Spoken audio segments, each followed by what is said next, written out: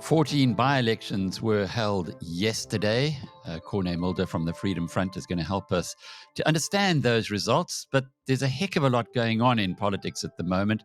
We love talking to him to get an insider's view on exactly what the lay of the land is for all the political parties, not just his own.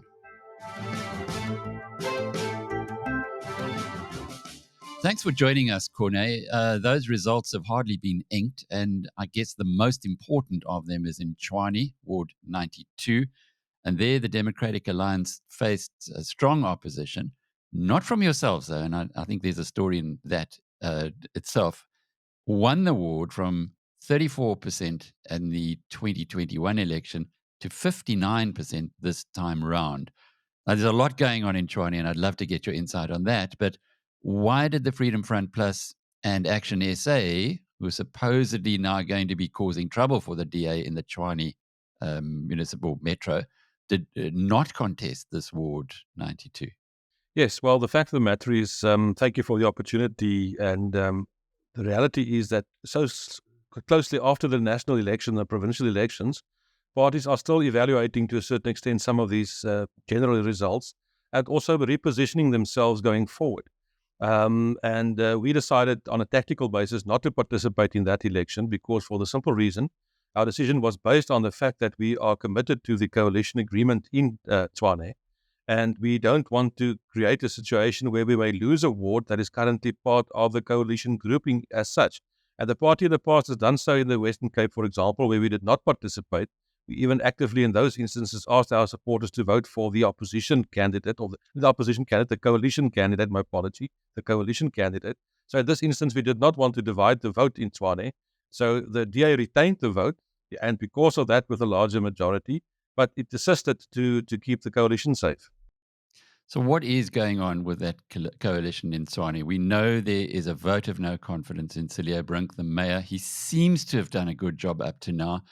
Why would just unpack it for us, because there are all kinds of confusing reports.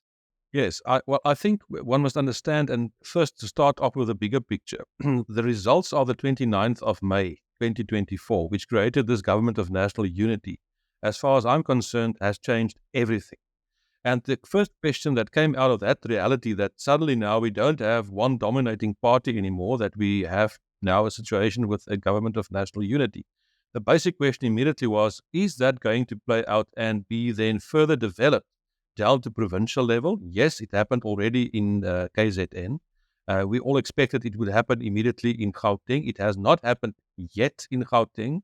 I have reason to believe that there are currently discussions between the DA and the ANC with regard to creating a government of provincial unity in Gauteng. And then the obvious question is, what about local level? And I predict that we will see that as a norm in 2 years' time after the 2026 elections. But the reality thrusted that upon us quite sooner. So, as you are aware, the first government of local unity now does exist, and that is in Oudtshoorn in the Western Cape, where we do have a government of local unity. And it seems that the same kind of thing is now playing out in the metros in Gauteng. In Johannesburg, there is a kind of government of, to a certain extent, local unity. The DA and the Freedom Front Plus decided not to participate in that. But it seems to me that the same model may now come to Tshwane. And as you correctly pointed out, there's a motion of no confidence in the mayor for this Friday, for tomorrow. My prediction is that it will not go ahead, or that if it goes ahead, it will not succeed, but I don't think it will go ahead tomorrow. So the government won't fall tomorrow, but that does not mean that it could not happen at the next meeting. But this is so interesting, because your friends in one part of the country might be on the other end of the bench in another part of the country. It's very confusing for voters. It's confusing for ourselves as well. If you go into a coalition with parties right from the beginning, as we did in 2021, you go into a coalition with parties that you feel that you can align with in terms of certain broad principles, that you feel you've got certain things in common, that you've got more in common than that necessarily divide you, and then you find a path. And that's why we did succeed in 2021 to sign those coalition agreements with some parties, namely the Freedom Front Plus, the Democratic Alliance, Action SA, IFP, and mainly the ACDP. The question that arose then already at that stage was, how long are these coalitions going to last? Are we signing this agreement? And the idea is that it should be for the full term of 5 years, 21 to 26. Or are these things just in the wind, temporary coming and going? Now, we've learned already one lesson from abroad, which we did not accommodate in 2021. If you look at what happens abroad, in Europe, for example, when a coalition agreement is signed, the parties commit themselves for the full term of 5 years regardless. In other words, even if the composition of the council changes because of some by-elections, and in our case, the proportional section cannot change, but the wards may change. We've seen that. It happened in George. There were 3 wards, good wards from the Good Party. Somehow, mysteriously, all 3 good councillors decide to resign on one specific day. A miracle. And then we've got 3 by-elections. The DA took 2, the Patriotic Alliance took 1, and suddenly the composition of the council changed. The DA now had a majority. They didn't need our 4 councillors anymore, and we were kicked out of that coalition. But in Europe, for example, there's an agreement from the beginning, regardless if the composition in a council changes. The parties are committed and they stay in that coalition for the full term of 5 years. And I think that is something that we lack in South Africa. We will have to bring it in going into 2026. Because then the important thing is that the electorate knows that this government is the government for 5 years. The parties know that they are committed and they must make it work regardless if the composition changes. And it brings a lot of stability and it assists in terms of not having this to and fro all the time like we are seeing in Johannesburg at the moment. So that was the first thing. So when we started off in 2021, the question was, how long are these things going to last? The coalition agreement said that's for a term of 5 years, but we've now seen in practice that it's not the case. The second thing that concerns me is that some parties, the same parties that say they are committed to coalitions, don't shy away from just walking away from coalition agreements in the Western Cape. We've seen that happening, while the same party, and I'm talking about the Democratic Alliance, now wants to claim and want to reach back to the coalition agreement in Tshwane and say, but we have to stick to the coalition agreement when they address themselves towards Action SA. Now, with all due respect, you can't have it both ways. Either you remain committed to coalition agreements and you prove yourself to be a reliable coalition partner, and you uphold the coalition agreements everywhere, but that's not the case. So if you look at Tshwane at the moment, for whatever reason, it seems that Action SA is fed up and that they've had enough of this coalition, and they will have to explain what, why, and when, and I don't know. They may have their reasons. So the ANC obviously sees this. So the ANC brought this motion of no confidence. And Action SA, if I understand correctly, I saw a statement that they issued yesterday made it clear that they're not necessarily going to support the motion of no confidence. They're not necessarily walking away from this coalition. But they've indicated that they've got serious problems and that they want to see that the coalition agreement is upheld in Tshwane, and they will most likely will need to have some discussions and see if that kind of disputes can be resolved. Such good insight. Thank you, Corné. And it really makes a lot of sense that if you are going to be in coalition in a particular area, that you better stick with that. Because, for instance, we go to that Tshwane Ward 92. Had yourselves and Action SA gone in and split the vote, then perhaps the DA wouldn't have won that ward. And exactly. I get what you say. However, there was a different decision taken in George where presumably they felt they'd win anyway. Exactly. That's exactly basically what happened. And if I may say on a personal note, and that is why I think coalitions are at the moment are in trouble in South Africa. You've got the coalition agreements, and the coalition agreement creates certain structures that are quite clear. You've got a joint caucus, you've got a management committee, you've got an oversight group that meets if there are conflicts that cannot be resolved, etc. There are structures. But right from the beginning, there was a technical committee that does not form part of any of these structures. That technical committee was set up, and that technical committee created these coalitions and put them together in the first place in 2021. That technical committee, which I chaired, does no longer exist. And the point is that technical committee consisted of all the parties being represented, but the people in those committee and in that technical committee were senior people from the different political parties and who were people who were able to find one another and to make compromises. Let me just give you an example. I was the chair. We had Michael Beaumont, who plays a very important role within Action SA there. We had Thomas Walters there that played a pivotal role from the Democratic Alliance. We had some very important people like Alquin Tubisi from the IFP. We had Raymond Tali and other peoples from the ACDP. That is where we slogged these things out. That committee no longer exists. And now it's up to the structures themselves to solve these things. And quite clearly, they're not capable to do so. And that's why coalitions are falling apart, as my interpretation at the moment. There are reasons why that committee no longer exists. Warren Buffett says integrity is made up of three things: honesty, as we all know, trustworthiness, and reliability. From what I'm seeing of coalitions, there's not too much integrity in politics at the moment, because sure, people might be honest, but the reliability is certainly not there. Yes, that's exactly the problem at the moment, and that is to the detriment of the public. It's to the detriment of the citizens in these towns and these municipalities, and it immediately have an impact on service delivery. Now, as I have said just now, the happenings of the 29th of May changed everything, whether we like it or not. Suddenly, the ANC is now prepared to come forward and to say, we are committed. We want to be part of coalitions. We want to make a deal. We want to better the lives of our citizens out there. And if you listen to what the president is saying quite constantly, he's referring to local government, because they realize on the local government level, they are failing. Coalitions are failing. You just now saw that only 35 councils received clean orders out of 257. It's quite clear that we've got chaos on local government level. So here you've got the ANC now, a weakened ANC, that comes forward and says, we are prepared to cooperate. And then the ANC will tell you, you can ask them, they say, we don't understand, for example, that the Democratic Alliance is prepared to work with us on national level, but they want to keep us out of local government for their own purposes. Now, I know it's complicated, and I know there's a perception that the ANC just needs to be kept out everywhere, etc., etc. That's why when it came to Oudtshoorn, we said when that government fell, and there are reasons for that, and I've explained that in the previous interview, everybody was invited. The DA was invited, come together, play your role, let's form a government of local unity. They declined. And I'm seeing a exact playbook now playing out in the city of Tshwane. The motion will not succeed on Friday.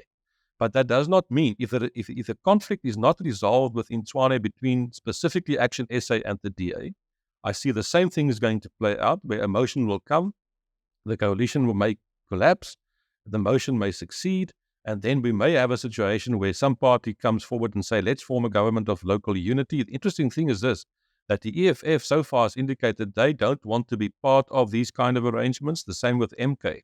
So that brings the other parties to the reality, and we will see how that develops. The problem that I think is happening at the moment is there's a strategy, and I can tell you what's happening in the Western Cape.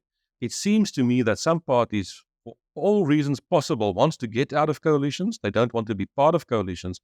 They want to project themselves in their own individual right going forward to 2026.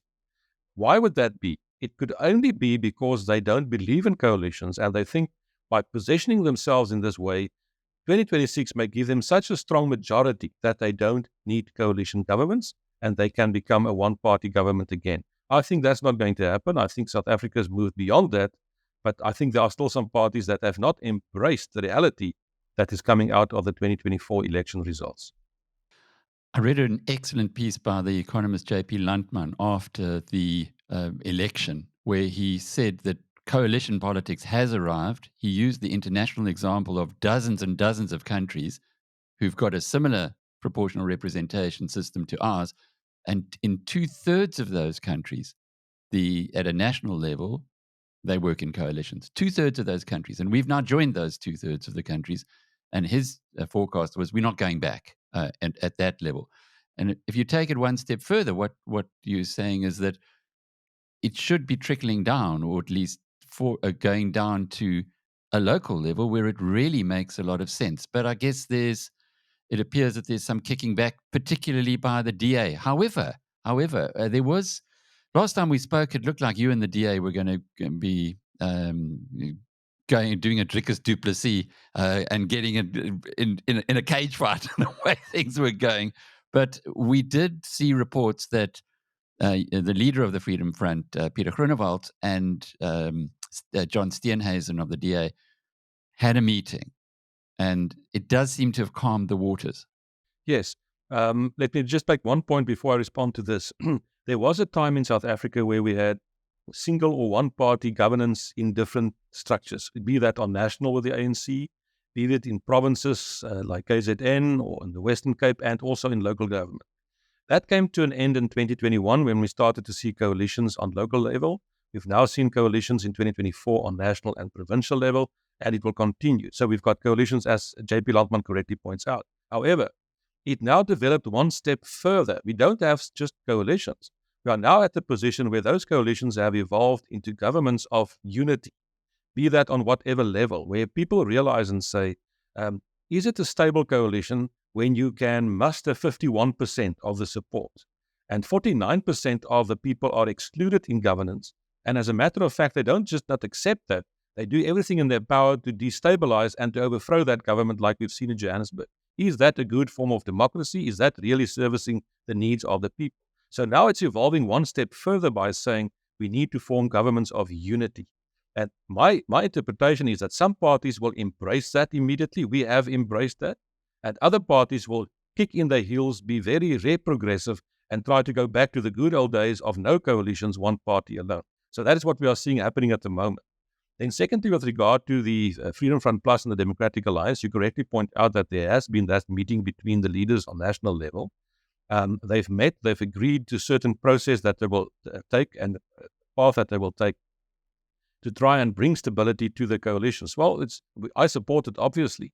However, I've said right from the beginning, you must make a distinction in the Western Cape, and it's focused on the Western Cape, between two sets of councils.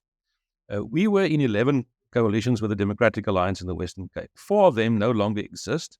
From my perspective, and I will give the facts if it's need be, the DA broke those 4 coalition agreements. They no longer exist. That is George, Oudtshoorn, the Garden Route, and Langeberg. But there are 7 other councils in the Western Cape where we are still in coalition. So the agreement between the national leaders is that they want to take steps to stabilize the other 7 current still coalitions. And they want to create a process where they want to see if they can revive the coalition agreements in the first 4. My view has been right from the beginning, the problem is this, and there was an article and response in Sunday's press where Mr. Steenhuisen said, my call for arbitration is premature because he first wants to see if it can't be solved within the coalition agreements in the first 4. You must understand the coalition agreements no longer exist in the first 4. There are new governments governing, and different parties are now in government. So you cannot call on the coalition agreement in the first 4 and hope to use that. It doesn't exist. And that's why we are saying, yes, let's use the coalition agreements in the other 7. But in the first 4, the answer lies in not international, but let's say independent arbitration. Let the parties put all the facts on the table. We are prepared to do so. We've got nothing to shy away, and we will accept the outcome. Let's see what happened in those 4. We will all learn from that, and hopefully we can do that. But it seems that the DA is not willing to go for independent arbitration. And it remains my view that's the only way to solve those things. But in the meantime, we've got the government of local unity now in Oudtshoorn, and we intend to make a success of that. How's it going with Peter Groenewald at the prisons department? For many people, it seemed like a hospital pass of note. Well, I think it's going well. I think he's making a success at this stage. Obviously, it's early days. It's just in the beginning of the term. It's not even the first 100 days after the appointment. But obviously, he tackled the portfolio with vigor, and he's committed to do that and to make a success of that. And I think he will make a success of that. I think it suits his personality. I think it suits his style of leadership, etc. And it will play out positively. I think so. But as I've mentioned in the past, on a personal level, I'm not convinced that it will necessarily, in terms of our supporters, assist us in terms of the needs of our support base. It may set a good example of strong leadership. That is fine. But in terms of delivering to our own support base, it cannot deliver to our support base, unfortunately. And overall, the government of national unity, we see the international stock markets are slowly warming to the idea. The rand, in fact, has improved by 2 rand against the US dollar from about 19.5 to 17.5 roughly at the moment. So there is South African bonds are being slowly accumulated.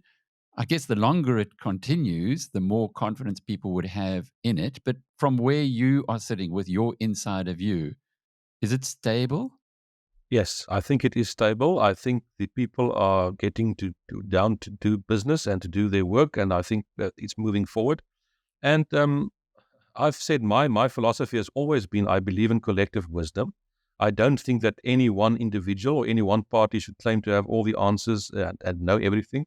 And that's exactly what we are seeing happening in the government of national unity. You suddenly now have inputs from different political parties, from different colleagues and ministers from different departments and portfolios and political parties. So I think that's very constructive. And I think an example is set that can also assist colleagues who in the past may have thought this is good enough. And now they may realize what I've been doing in the past is not good enough. I've got to step up. And looking from the public's perspective, I think the election result and the response from the public out there and the electorate was positive from the beginning. They want to see parties cooperate. They don't want to see parties fighting amongst each other. They don't want to see conflict. They don't want to have one party dominating and governing alone. And obviously, they want the bad ones from their perspective, being MK and the EFF, out of government. And I think that's exactly what the government of national unity has achieved up to this point. The president will have to indicate that he is able to give that leadership. And his first test, with all due respect, is now with the Minister of Justice. This whole thing that is around her now will need to be resolved. He's done it correctly. He has given her an opportunity to explain that loan. And then, depending on what the outcome, he must act and set an example. And I hope that can be done. But international community, I think the markets out there are all optimistic and they want to give this thing a chance to succeed. But then again, we need everybody to buy into the concept, to embrace the concept of a government of unity. And we can not have situations where individuals go around and say, well, I just want to say this is not the government of national unity. This is a coalition which is basically my little coalition. You cannot have that because it undermines the whole thing. And it may be good for your own individual party, but you're undermining the public and the government. Just to close off with, perhaps with those parties that you mentioned who are involved in the government of national unity at a national level, they might have got a bit of a wake-up call with MK winning a by-election very readily yesterday in Rustenberg against the ANC, coming from 0 to 43%, which was enough to win that seat. Might that send some kind of a signal to the parties that are cooperating together at the national level? I absolutely think it should. That if it doesn't, it should definitely be taken seriously, because I think there may be a thought that said, oh, well, MK caught us by surprise in the May election, etc., and it's just a temporary thing, it will go away. It may send a signal to the ANC to say, well, we don't have to take this government of national unity too seriously because we will be able to, in 2029, get the majority on our own. This kind of result that we've seen in Northwest in Rustenburg, which is completely far away from the traditional Jacob Zuma base in KZN, clearly indicates to all of us that everything is not hunky-dory within the ANC. And I think the ANC understands that they may have many people in their structures, they still may have many people in their branches, in their councils, etc., councillors who actually silently support Mr. Zuma, and that will play out when we come closer to 2026. And that only means that if we want to succeed and get this country on the right road and keep it there, we have to strengthen the governments of unity, be that on whatever level, where the good people come together and being forced to cooperate and turn things around. If you don't do that, we may end up with a Zimbabwe Part 2, and nobody wants that. Fascinating politics in South Africa. This young democracy is growing up, but it's having plenty of growing pains along the way. Dr. Corné Mulder is the leader of the Freedom Front Plus in the Cape, and I'm Alec Hogg from BizNews.com.